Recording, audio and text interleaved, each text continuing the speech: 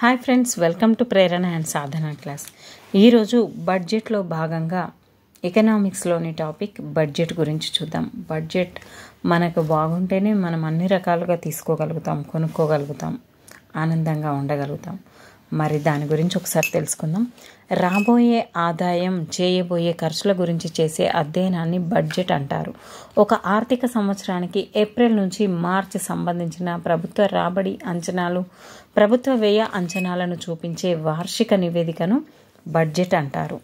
ఆర్థిక సంవత్సరం ఏప్రిల్ 1 నుంచి మార్చి 31 వరకు. బడ్జెట్ అనగా రాబోవు ఆదాయము, చేయబోవు ఖర్చులను గురించి చెప్పే కోశ నివేదిక. ఈ విధంగా బడ్జెట్ను పార్లమెంట్లో ప్రవేశపెట్టేది ఆర్థిక మంత్రి. కొన్ని సందర్భాల్లో ప్రభుత్వం పూర్తి స్థాయి బడ్జెట్ ప్రవేశపెట్టలేని పరిస్థితుల్లో ఓటాన్ అకౌంట్ బడ్జెట్ ప్రవేశపెడుతుంది. ఓటాన్ అకౌంట్ బడ్జెట్ కొన్ని నెలల కాలానికి మాత్రమే సంబంధించిన తాత్కాలిక బడ్జెట్. దీన్నే ఓటాన్ అకౌంట్ అంటారు. బడ్జెట్ ప్రవేశపెట్టడం యొక్క ప్రధాన లక్ష్యం ప్రభుత్వ పన్ను ప్రాతిపదికలకు పలు రకాల ప్రభుత్వ కార్యకలాపాల కోసం నిధుల కేటాయింపునకు చట్టసభల అనుమతి పొందడమే. ఆర్థిక సంవత్సరంలో ఒక ప్రభుత్వం యొక్క రాబడి ఊహించిన వ్యయ అంచనాల వార్షిక ఆర్థిక వ్యయమే పత్రమే ప్రభుత్వ బడ్జెట్. ఆర్థిక సంవత్సరం ప్రారంభానికి ముందే ప్రభుత్వం లోక్సభలో బడ్జెట్ ప్రవేశపెడుతుంది. ప్రభుత్వం తన లక్ష్యాలకు అనుగుణంగా వ్యయ అంచనాలను తయారు చేసి వనరులను పెంచుకునే ప్రయత్నం చేస్తుంది. ఈ విధంగా ప్రభుత్వం ప్రధానంగా పన్నులు, ఫీజు, ఫైన్లు, రాష్ట్రాలకు ఇచ్చిన అప్పులపై వడ్డీ, ప్రభుత్వ రంగ సంస్థల డివిడెండ్లు మొదలైన వాటి నుంచి వచ్చే రాబడిని పొందుతుంది. ఈ విధంగా ప్రభుత్వం కింది వాటిపై ప్రధానంగా ఖర్చు చేసింది. పౌరులకు వస్తు సేవలను సమకూర్చడం, దేశంలో శాంతి భద్రతలు సమకూర్చడం, అంతర్గత భద్రత, దేశ రక్షణ, ప్రభుత్వ సిబ్బంది జీతాలు ఇలాంటివన్నీ కూడా వర్తిస్తాయి. కేంద్ర మరియు రాష్ట్ర బడ్జెట్. ప్రస్తుతం ఎన్డీఏ ప్రభుత్వం ఈ ఆర్థిక సంవత్సరాన్ని జనవరి 1 నుంచి డిసెంబర్ 31 వరకు మార్చాలని భావిస్తుంది. బడ్జెట్ అనేది ప్రభుత్వం యొక్క అతి ముఖ్యమైన సమాచార పత్రం. ఎందుకంటే ప్రభుత్వం తన పథకాలను, కార్యకలాపాలను బడ్జెట్ ద్వారానే అమలు చేస్తుంది. బడ్జెట్ యొక్క ప్రధాన అంశాలు ఏమున్నాయి మరి?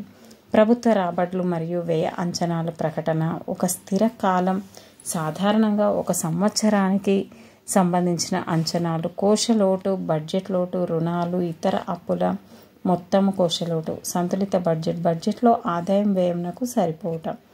బడ్జెట్ విభాగాలు, బడ్జెట్ రాబడులు,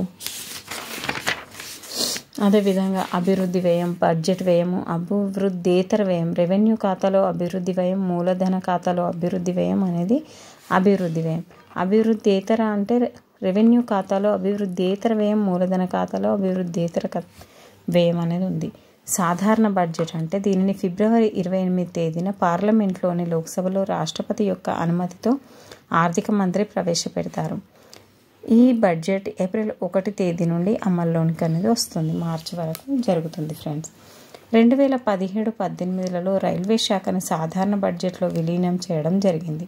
2017-18 బడ్జెట్లో వివేక్ దేబ్రాయ్ కమిటీ సిఫార్సుల మేరకు ఫిబ్రవరి 1 తేదీన ప్రవేశపెట్టడం అనేది జరిగింది. వివేక్ దేబ్రాయ్ వల్ల ఇందులోనే ప్రవేశపెట్టడం జరిగింది. బహిరంగ బడ్జెట్. సాధారణంగా బడ్జెట్ తయారు చేసే రోజుల్లో అందులో ప్రస్తావించిన అంశాలను ప్రజలకు తెలియచేయకుండా గోప్యంగా ఉంచుతారు. కానీ బహిరంగ బడ్జెట్లో ప్రభుత్వం ప్రవేశపెట్టే బడ్జెట్ను ప్రజలకు ముందుగా వివరించి వారి అభీష్టం మేరకు బడ్జెట్ను తయారు చేస్తే దాన్నే బహిరంగ బడ్జెట్ అంటారు. తాత్కాలిక బడ్జెట్ అనేది సాధారణంగా బడ్జెట్ని ప్రతి 12 నెలలకు ఒకసారి లేదా సంవత్సరానికి ఒకసారి ప్రవేశపెడతారు. కానీ ఎన్నికల సమయంలో మొదటి 4 నెలల కాల వ్యవధికి సంబంధించి ప్రవేశపెడతారు. దీనినే తాత్కాలిక బడ్జెట్ లేదా మధ్యంతర బడ్జెట్ లేదా ఓటాన్ అకౌంట్ అని పిలుస్తారు. ఫలితాల బడ్జెట్.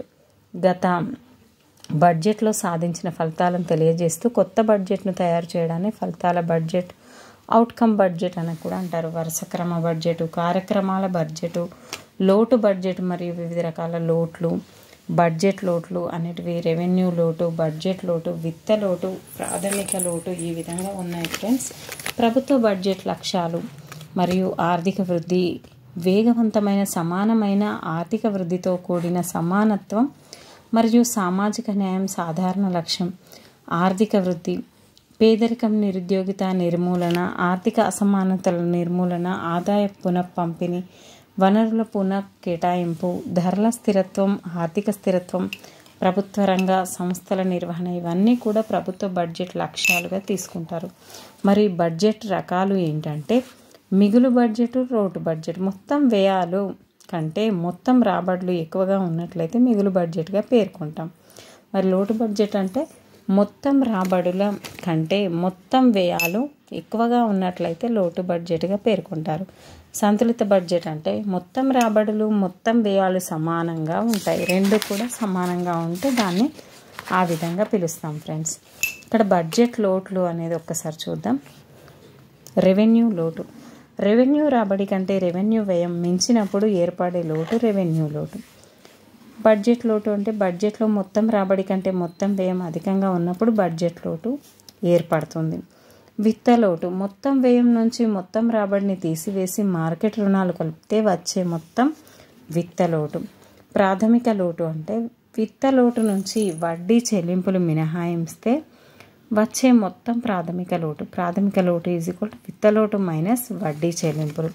ఈ విధంగా ప్రభుత్వ బడ్జెట్ రకాలు ఏంటంటే ఆర్థిక వృద్ధి, ప్రజల జీవన ప్రమాణ స్థాయిని పెంపొందించే విధంగా వేగవంతమైన సమానమైన ఆర్థిక వృద్ధిని సాధించడం. ఆర్థిక వ్యవస్థ యొక్క నిజ స్థూల దేశీయోత్పత్తి ఇయర్ జీడిపి నిలకడైన పెరుగుదల సాధించే విధంగా చూడడం. ప్రజా సంక్షేమం ప్రధాన ఉద్దేశంగా ఉండడం అనేది ఆర్థిక వృద్ధి. పేదరికం, నిరుద్యోగిత నిర్మూలన. పేదవారికి గరిష్టంగా సాంఘిక ప్రయోజనాలు కల్పించడం, అధిక మొత్తంలో ఉద్యోగిత సదుపాయాలు కల్పించడం. ఏకైక ప్రాధాన్యం గల లక్ష్యం సాంఘిక సంక్షేమం. ప్రతి భారతీయుడు ప్రాథమిక సౌకర్యాలు, ఆహారం పట్ల బట్ట, ఇల్లు, ఆరోగ్యం, విద్య పొందాలి అన్నట్టుగా చూడడం. ఆర్థిక అసమానతల నిర్మూలన. ఆదాయ అసమానతలను తొలగించుటకు ప్రభుత్వ పన్నులు చెల్లిస్తుంది, సబ్సిడీలు ఇస్తుంది. ధనవంతులపై అధిక పన్నులు విధిస్తూ వారి యొక్క వ్యయార్హ ఆదాయాన్ని తగ్గిస్తుంది. తక్కువ ఆదాయ వర్గాలపై పన్నులు తగ్గిస్తుంది. ఆదాయ పునఃపంపిణీ. మరి అధిక ఆదాయ వర్గాల వద్ద సంపద కేంద్రీకృతం కాకుండా వారిపై అధిక పన్నులు విధించడం ద్వారా వచ్చిన ఆదాయాన్ని పేద ప్రజలకు సబ్సిడీ ఇవ్వడం. ఇతర నిజ ఆదాయం పెంచు మార్గాలు పన్నులు, సబ్సిడీలు, ప్రభుత్వ వ్యయం పెంచడం అనేటివి చేస్తూ ఉంటాయి. వనరుల పునః కేటాయింపు. ఆర్థిక సాంఘిక లక్ష్యాల సాధనకు వనరుల పునః కేటాయింపు, ప్రైవేట్ రంగం చొరవ చూపని సాంఘిక ఉత్పాదక రంగాలపై పబ్లిక్, పారిశుద్ధం, గ్రామీణ విద్యుదీకరణం, ఆరోగ్యం, విద్య మొదలైన వాటిపై ప్రభుత్వం ఎక్కువ కేటాయింపులు చేస్తుంది. ఖాదీ లాంటి సాంఘిక ఉపయోగకరమైన వస్తువులపై ఎక్కువ పెట్టుబడులు, కొన్ని రంగాల నుంచి పెట్టుబడులు ఉపసంహరించుకోవడం జరుగుతుంది. మరియు ధరల స్థిరత్వం, ఆర్థిక స్థిరత్వం. ఆర్థిక వ్యవస్థలో వచ్చే ఒడిదుడుకులు, ధరల స్థిరత్వం కోసం ప్రభుత్వ పన్నుల విధింపు, సబ్సిడీలను ఇవ్వడం, ప్రభుత్వ వ్యయంను పెంచడం వంటి కార్యక్రమాలు చేస్తుంది. ద్రవ్యోల్బణం ఉన్నప్పుడు ప్రభుత్వం తన వ్యయాన్ని తగ్గిస్తుంది. ఆర్థిక మాంద్యం ఉన్నప్పుడు ప్రభుత్వ పన్నులను తగ్గిస్తుంది. సబ్సిడీలను ఇచ్చి ప్రజలచే వ్యయాన్ని పెంచుతుంది. ఈ విధంగా ప్రభుత్వ రంగ సంస్థల నిర్వహణ, రైల్వేలు, విద్యుత్ శక్తి ఉత్పత్తి, నీటి సరఫరా సంస్థల నిర్వహణ, వాటికి కేటాయింపులు బడ్జెట్ ద్వారానే జరుగును. బడ్జెట్ ప్రభావం 3 స్థాయిలలో బడ్జెట్ ప్రభావితం చేస్తుంది. పరిమిత వ్యయం రాబడుల మొత్తాల ద్వారా మొత్తం ఆర్థిక క్రమశిక్షణ పాటిస్తుంది. సాంఘిక ప్రాధాన్యాల ప్రకారం దేశంలోని వనరులు కేటాయించబడతాయి. ప్రభుత్వ లక్ష్యాలను సాధించుటకు ప్రభావవంతమైన, సమర్థవంతమైన కార్యక్రమాలను చేపట్టి వస్తువులు, సేవలను సరఫరా చేస్తుంది. ఈ విధంగా మనకు బడ్జెట్ యొక్క రకాలు అనేటివి ఉన్నాయి ఫ్రెండ్స్. మరి ఏ విధంగా సబ్సిడీ అనేది ఇస్తుంది, కుల మత భేదాలు లేకుండా వెనుకబడిన వారికి కూడా సమాన స్థాయిలో కల్పించి ధనవంతులపైన పన్నుల భారాన్ని మోపి ఏ విధంగా ప్రభుత్వం చేస్తుందో మనం ఇంతవరకు తెలుసుకున్నాం friends. Thank you friends. Thank you everyone. Please like, subscribe my channel. Keep smiling.